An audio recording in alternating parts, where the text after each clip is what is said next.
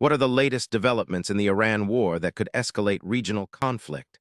Tensions are rising fast, and recent moves could trigger a wider crisis you need to understand now. Recent weeks have seen a sharp rise in military activity involving Iran-backed militias in Iraq and Syria. These groups have launched drone and missile attacks targeting U.S. and allied forces. This uptick increases the risk of direct confrontation and destabilizes an already fragile region.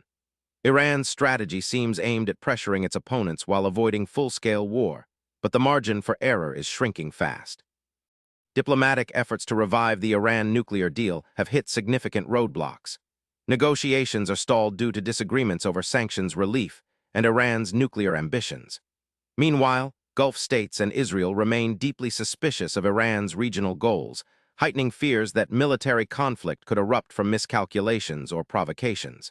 The lack of diplomatic progress removes a critical buffer against escalation. Iran's influence grows through proxies in Lebanon's Hezbollah and Yemen's Houthi rebels.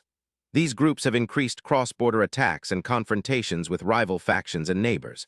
This proxy warfare spreads conflict zones and creates multiple flashpoints.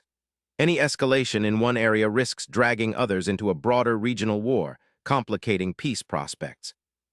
These latest developments show the Iran conflict is a delicate powder keg with many triggers. Rising attacks, stalled diplomacy, and proxy battles all raise the chances of wider war. Stay informed because how this unfolds will shape your region's security and global stability. Hit subscribe for daily answers to questions you didn't know you had.